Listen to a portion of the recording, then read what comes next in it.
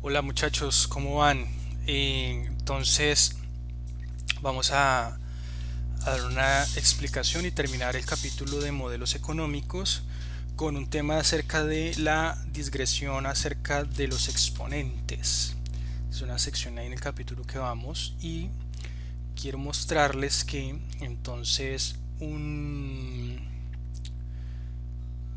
número con la exponencial, un número al cuadrado, por ejemplo 6, se puede expresar como 6 por 6, que va a ser igual a 36, ¿cierto? Entonces, entonces para un entero n positivo, si vamos a generalizar esa regla, ¿sí? Entonces, si es 6 al cubo, entonces serían 6 por 6 por 6 respectivamente y así sucesivamente. Entonces, como eso lo puedo generalizar para un entero n positivo cualquiera, yo puedo representar esa regla aritmética o numérica, yo la puedo generalizar mediante las letras, ¿sí? Yo puedo establecer un x que va a representar cualquier número entero, ¿sí? Y elevado a ese número entero n que había definido, n, ¿sí? Defino una variable elevada al exponente n, y eso a qué va a ser igual entonces, pues va a ser igual a x por x por, y así sucesivamente, por x hasta el enésimo elemento, ¿sí? Entonces ese x a la n pues va a tener respectivamente el número de x al cual equivaldría ese entero, va a tener n términos, va a tener n términos, ¿sí? Y para esto hay un caso especial.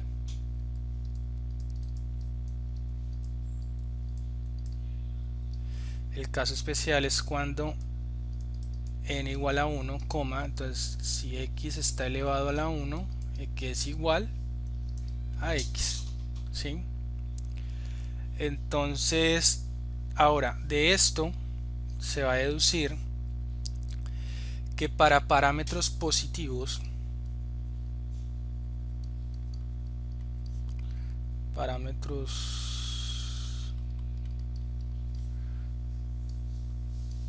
m y n, los exponentes van a obedecer a las reglas siguientes. Entonces vamos a definir la regla número 1.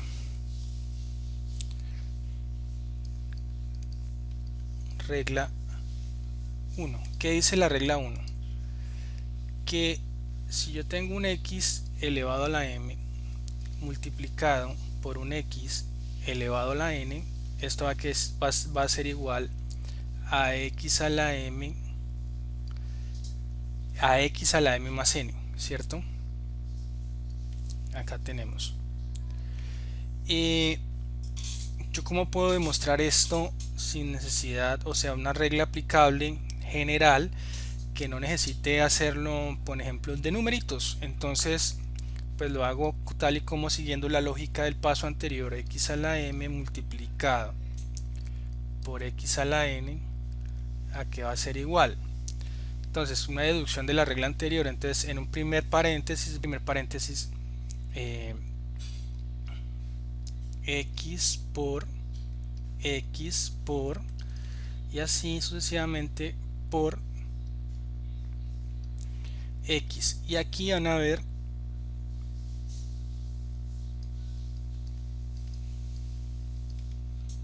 n términos.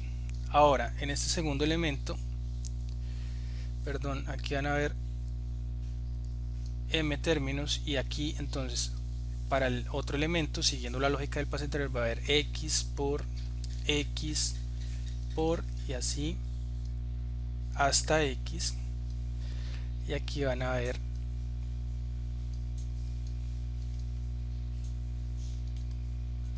n términos, ¿cierto? Entonces, ¿qué voy a tener al final resolviendo esto? Pues voy a tener x por x y así sucesivamente por x, y esto va a ser igual a x m más n. Esas son formas de expresar en forma generalizada o de demostrar aquí, ¿sí? De demostrar esta regla general, esta regla 1, demostrarla de esta forma, una forma general, ¿sí? Sin recurrir a numeritos. Entonces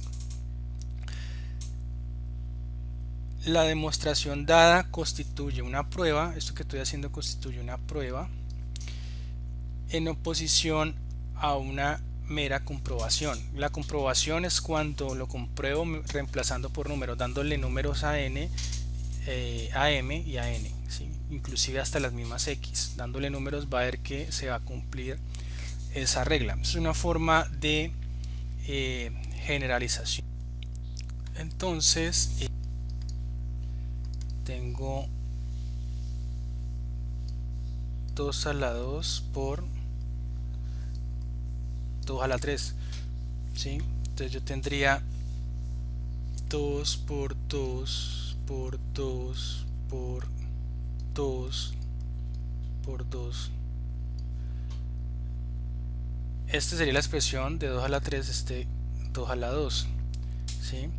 Entonces esto es 4 más 8 y da 32, que es lo mismo que expresar, esto es equivalente que expresar a 2 la suma de los exponentes, 3 más 2, 5, ¿sí?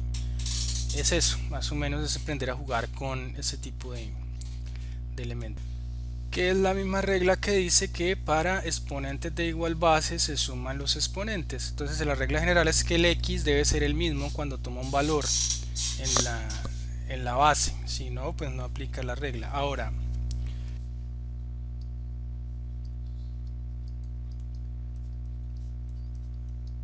la regla 2 dice que ahora yo tengo un cociente con exponentes de igual base, x a la m sobre x a la n tiene que ser igual a x a la m menos n, ¿sí? ¿Cómo se demuestra esto de forma general? Entonces tengo x a la m sobre x a la n va a ser igual, entonces en el numerador tendría x por x por x, acá tendría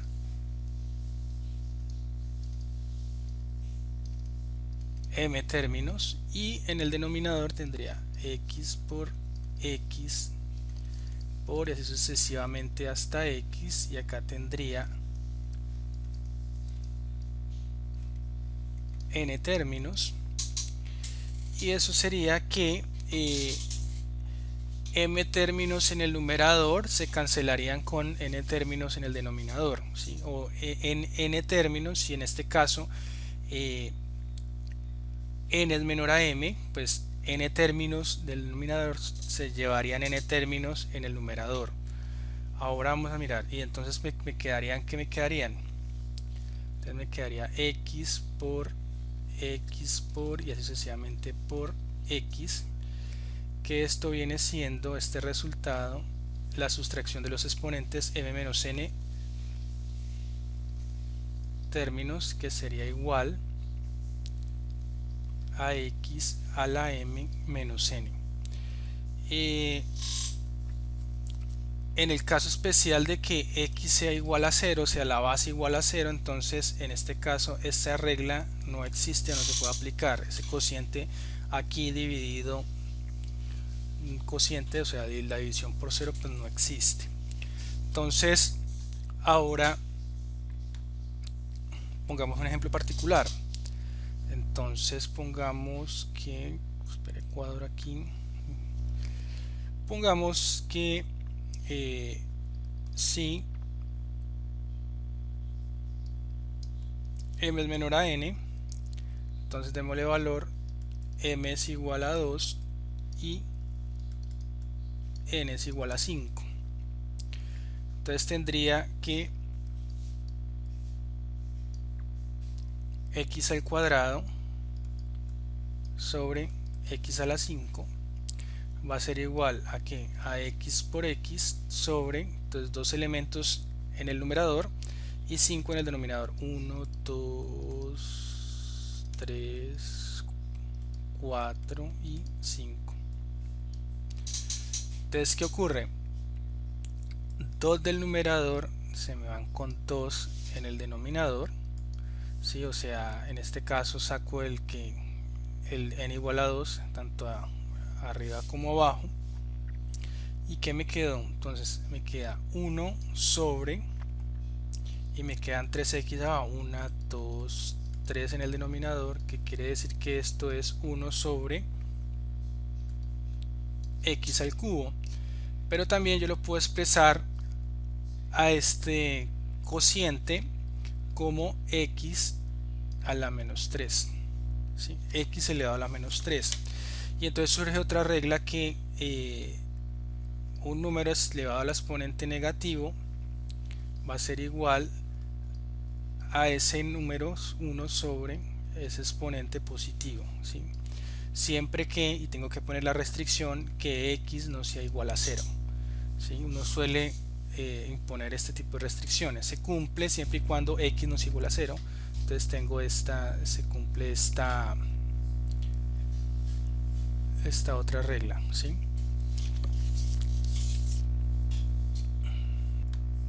Entonces podemos concluir de la regla 2 que elevar un número no cero a una potencia de n negativa es tomar el recíproco de su enésima potencia. Ahora, el otro caso especial, entonces, es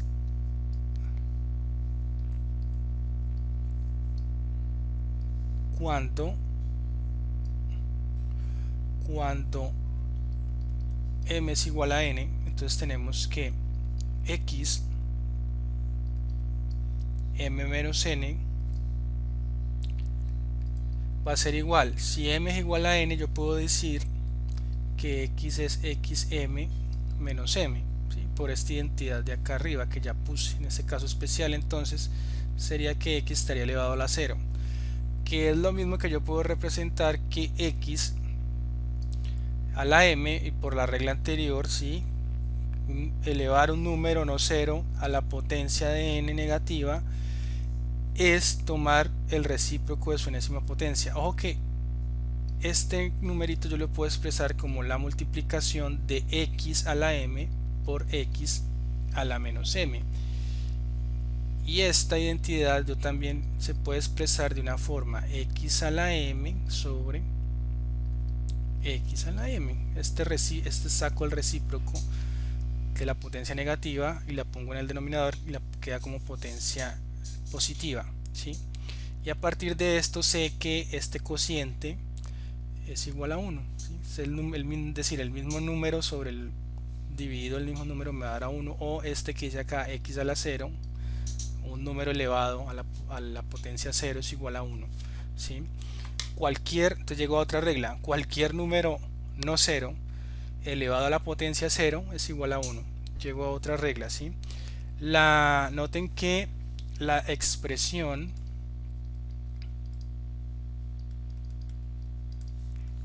cero elevado a la 0 no está definida, ¿sí? Entonces de ahí deducimos la regla número 4, que es esa: cualquier número no cero elevado a la potencia 0 es igual a 1 siempre que x no sea igual a 0, ¿sí? Porque si no, esa expresión no está definida. Mientras se tenga que ver solo con funciones polinomiales, ya hemos visto anteriormente que las funciones polinomiales pues habla de varios términos. En estas únicamente se requieren potencias enteras, no negativas. Entonces, sin embargo, en las funciones exponenciales el exponente es una variable que puede tomar valores no enteros también, ¿sí? En el caso más sencillo particular tenemos en cuenta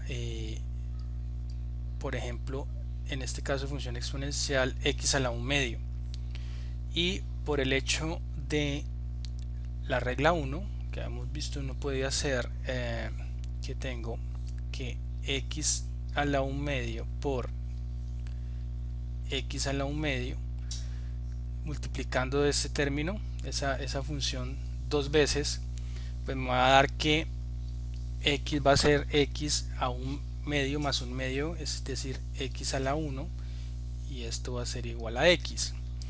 Entonces, por lo tanto, x a la 1 medio debe ser que pues la raíz cuadrada de x.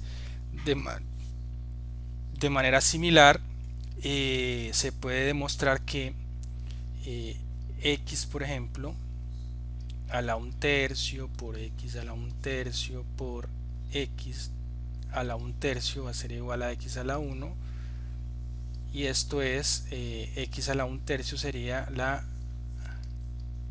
raíz cúbica. Acá teníamos la raíz cuadrada, ¿sí? Entonces, a partir de esto yo puedo deducir esta siguiente regla, que si yo tengo una función exponencial de la forma elevado 1 a la n, esto es equivalente a expresar la raíz de x, la enésima raíz de x, ¿sí? Y ahora la regla 5, y a partir de acá también yo podría generalizar esta regla. Si yo tengo un x de m sobre n, eso también yo la podría expresar siendo la raíz enésima de x a la m. Queda la regla 6, que si yo tengo un x a la m, s elevado a la n va a ser igual a x a la m por n, y la regla 7 es que si yo tengo x a la m multiplicado por y a la m, esto es igual a la multiplicación de las bases xy elevado a la m, ¿sí? Entonces esas son como las reglas básicas de los exponentes. Ahora vamos a ver el tema de funciones de dos o más variables independientes, ¿sí? Entonces, dada y igual a f de x, el concepto de función se puede ampliar al caso de dos o más variables independientes. Entonces, por ejemplo, aquí tenemos, y ahora noten el cursor, noten la manito, z igual a la función g, que está en función, esa función está en función de x y y, ¿sí? Un determinado par de valores x y y determinan de manera única un valor de la variable independiente z, ¿sí? Entonces ese par de valores x y y van a determinar una variable z. Esta función se ejemplifica mediante, por ejemplo, z igual a x más by, o z igual a este término, una función polinomial. En este caso, la primera, z igual a x más by, es una función de tipo lineal. La otra igual depende de los dos términos, tanto de x como y. Sin embargo, ustedes miran la enésima potencia, aquí n, la potencia de n es igual a 2, por ejemplo. Esta es una función cuadrática, a pesar de que depende de dos variables independientes, x y y. ¿Listo? Entonces, ¿qué hace la función g? La función g mapea un punto en el dominio hacia un punto en la imagen. ¿Qué es lo particular ya de esta función de dos variables? Que el dominio ya no va a ser un conjunto de números, sino un conjunto de pares ordenados. El dominio de esta función es pares ordenados. Se requiere especificar z solo cuando se especifican tanto los valores de x como y. Se tienen que especificar los dos valores al tiempo para especificar un solo valor z. La función g es por lo tanto un mapeo de un punto en un espacio bidimensional hacia un punto en un segmento de recta. Entonces, mirándolo gráficamente, vamos a agrandarlo acá. ¿Sí? Lo que hace G es mapear, relaciona, ¿sí?, un punto en el espacio bidimensional que tenemos acá en el espacio XY. Si tenemos un punto, por ejemplo, X1, Y1, y lo que hace G es mapearla, proyectarla hacia una línea, un punto en la recta unidimensional Z1. ¿Sí? Por lo tanto, aquí tenemos también para el par ordenado X2, Y2. ¿Sí?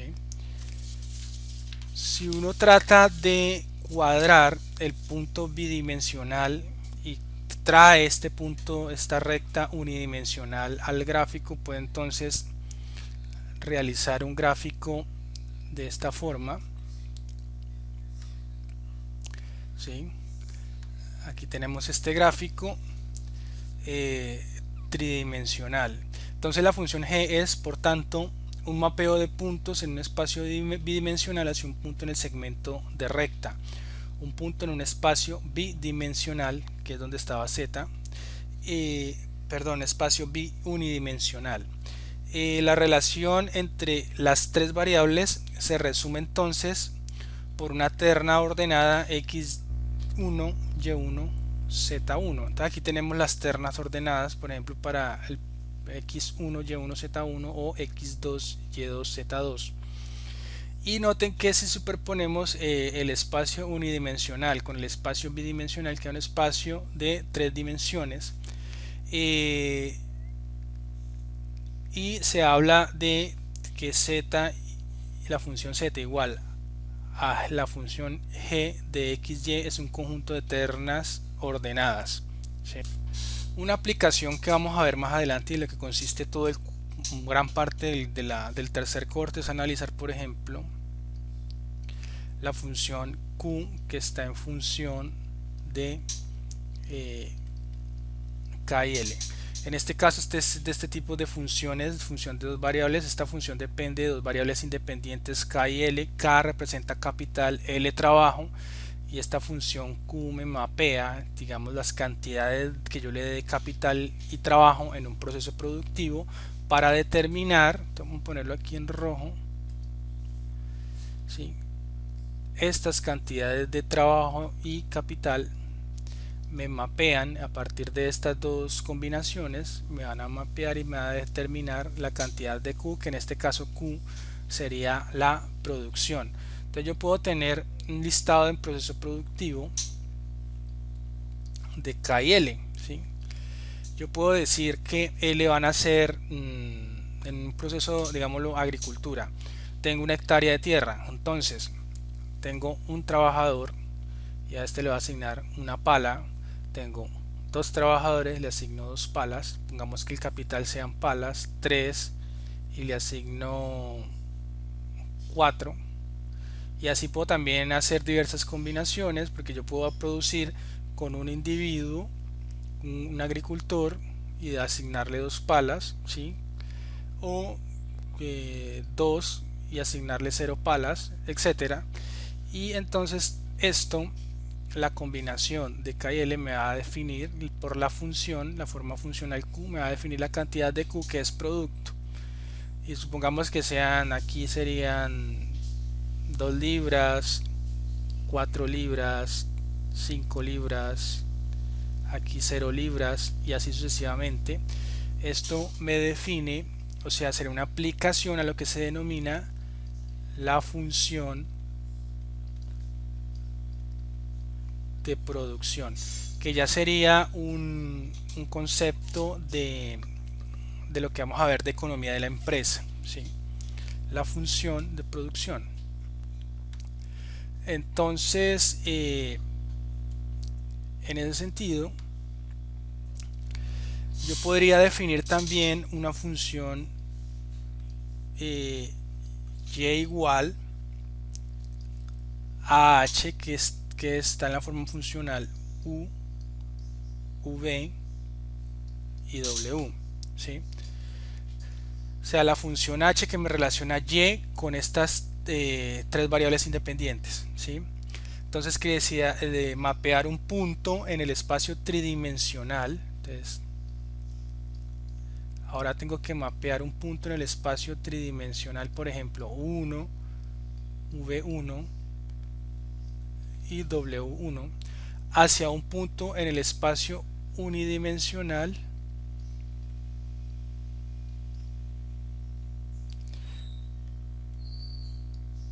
y1, ¿sí? Entonces este es un espacio, un punto en el espacio tridimensional mapea ese punto hacia un punto en el espacio unidimensional que sería un punto y1, ¿sí? Entonces esto lo utilizaríamos por ejemplo en la función de utilidad que ustedes van a ver en microeconomía. La función de utilidad del consumidor podemos suponer que depende de tres artículos diferentes, ¿sí? Por ejemplo, yo puedo definir una función de utilidad u que está en función, por ejemplo, digamos que en función h de tres productos. Por ahora puedo representar x1, x2 y x3, ¿sí? Y puedo decir que x1 van a ser papas, x2 puede ser cantidades de arroz y x3 pueden ser libras de carne. A partir de esto, este espacio tridimensional, dados estos tres elementos, y esa combinación yo la puedo llamar, cada combinación o cada punto la puedo llamar una cesta de consumo, ¿sí? Una cesta de consumo, y eso puede ser las aplicaciones o una de las aplicaciones más importantes en microeconomía, que es definir el tema de las preferencias del consumidor o las cestas de consumo del consumidor, y a partir de esas cestas de consumo que define el consumidor darle forma a una función de utilidad u. Y esto se puede extender, o sea, yo puedo utilizar, obviamente en un mundo simplificado, muy poca gente va a consumir tres elementos en su cesta de consumo. Entonces yo puedo utilizar y generalizar la función de utilidad en una función h que puede estar de x1, x2 hasta x a la n elementos. Una cesta de consumo de cualquier hogar pues está compuesta por lo menos de 10 artículos diferentes o 10 bienes diferentes, 10, 15. Hagan de cuenta que cuando ustedes van a hacer, o sus padres van a estar al supermercado a comprar, pues tienen una cantidad de elementos que pueden ser 10, 15 elementos diferentes, ¿sí? En ese caso, como es un punto en el espacio de 4 dimensiones o n dimensiones, la gráfica pues no se puede graficar. Sin embargo, se denomina una gráfica, ese tipo de gráficas en el imaginario, porque no podemos graficarlas ya de más de 3 dimensiones. Eso se denomina una hipersuperficie.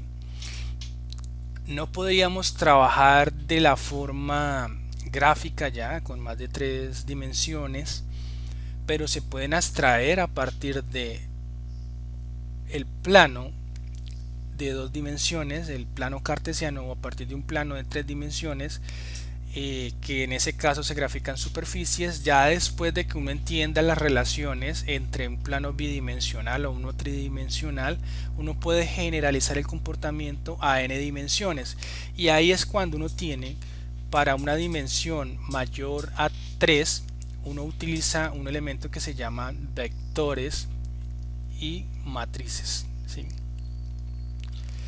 Y por eso es que ustedes tienen que ver un curso que se va a llamar álgebra y programación lineal, ¿sí? Famoso contracción que le llaman ahí en la facultad PL. Para eso, para después uno va a utilizar un instrumento importante para hacer este tipo de análisis matemáticos en más dimensiones, que se llama vectores, y después el tema de matrices o álgebra matricial. Y finalmente quedamos en una sección que se llama los niveles de generalidad.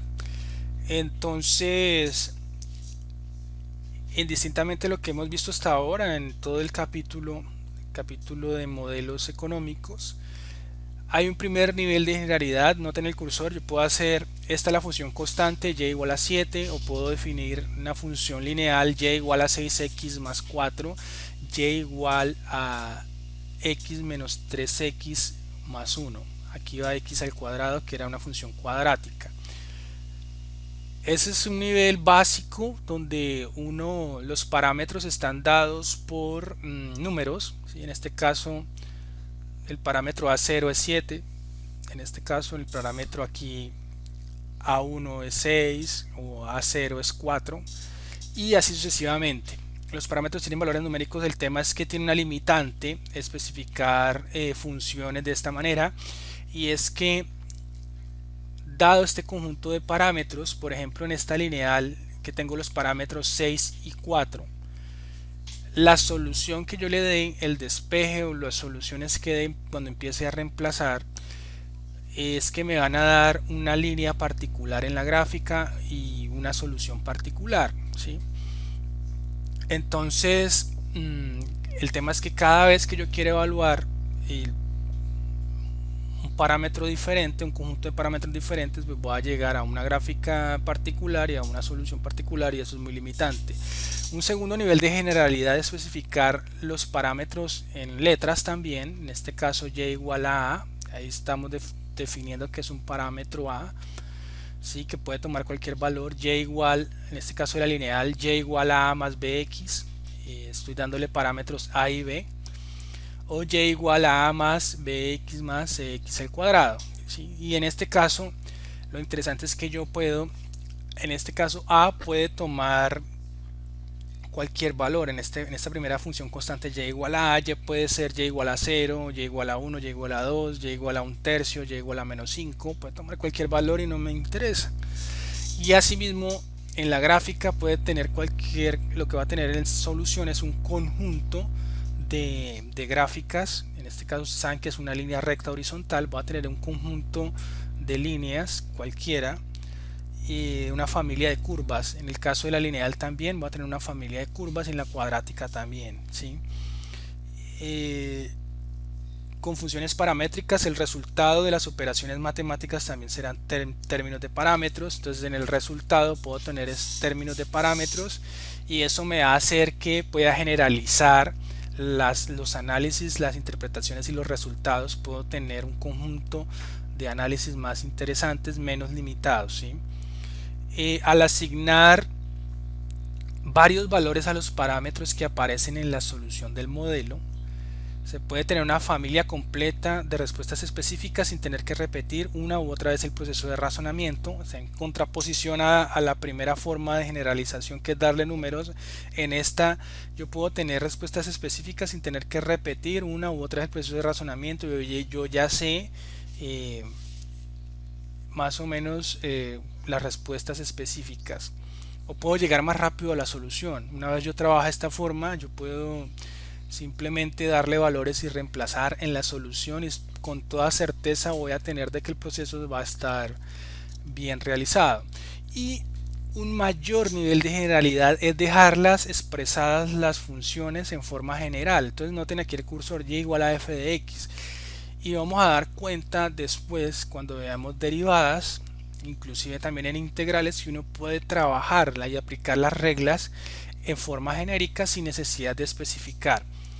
Y igual a f de x, este f de x ya lo había explicado en un video, este f de x puede tomar cualquier forma, puede tomar forma de función constante, notenlo acá arriba, puede tomar una forma de una función lineal, o puede tener forma de una función cuadrática, o puede ser una exponencial, senoidal, etcétera.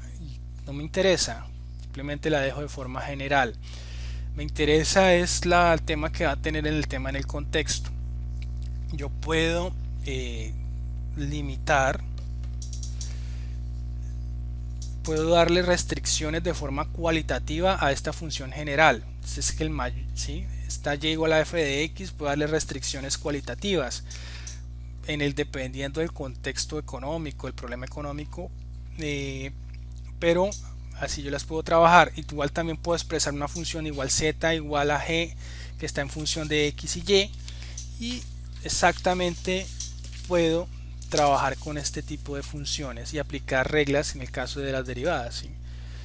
Entonces hay que tener en cuenta este tipo de análisis porque a lo largo del libro se los van a encontrar diversas especificaciones y diversos niveles de generalidad, ¿sí? Entonces se espera tener clara la estructura de un modelo económico. Ya concluyendo, en resumen, entonces se espera tener clara la estructura de un modelo económico matemático. En general, este consistirá en un sistema de ecuaciones que podría ser definicional, de comportamiento o de naturaleza de las condiciones de equilibrio. Ya eso ya lo había explicado en una clase presencial. Las ecuaciones de comportamiento están por lo común en forma de funciones que podrían ser lineales o no lineales, numéricas o paramétricas y con una variable independiente o muchas. Esto es todo lo que hemos visto a lo largo del capítulo. Es mediante estas que las suposiciones analíticas adoptadas en el modelo reciben una expresión matemática. Por lo tanto, al atacar un problema analítico, el primer paso es seleccionar las variables apropiadas. Entonces, definirlas si son exógenas o endógenas para su inclusión en el modelo. A continuación se deben traducir en ecuaciones el conjunto de suposiciones analíticas exigidas en relación con el aspecto humano, institucional. Es tratar de modelar esos diferentes aspectos a partir de una ecuación. Si uno puede modelar el aspecto humano, ya lo habíamos visto en la forma de la función de consumo, cómo podíamos modelar un comportamiento u otro dependiendo de cómo definíamos el parámetro, los parámetros. Podemos ver que hay algunas personas que se podrían comportar o podían representar que se comportaran como Diomedes Díaz y otros que se comportaban como de algún tipo religioso o a la Flanders, podríamos decir. También se puede modelar el tema institucional, tecnológico, legal, ¿sí? Y otros aspectos del comportamiento que afectan el funcionamiento de las variables. Solo entonces se puede intentar deducir un conjunto de conclusiones a través de operaciones y manejos matemáticos pertinentes y darles interpretaciones económicas aplicadas. Estamos aquí viendo ya lo que hace parte del tema analítico de la economía como tal, y asociado a esto traigo a colación que es la misma línea bajo lo que definía Cournot. Cournot decía que la economía o el método económico, el método del estudio de la economía no debería estar circunscrito a hacer meras operaciones contables. Es lo que exactamente está diciendo acá. Por ejemplo, en los niveles de generalidad, no es que el método de la economía esté limitado simplemente a reemplazar una variable y encontrar un número como tal, una ecuación. Y eso es lo que decía Cournot. En Cournot la economía debe ir más allá en temas de modelación de funciones y de establecer trayectorias en elementos de comportamiento de individuos, que esto es lo que está concluyendo aquí el capítulo, y vamos por esa línea, ¿sí? Es tratar de encontrar deducciones al comportamiento a partir de funciones matemáticas. Entonces ojo ahí con eso, y entonces aquí cerramos este capítulo.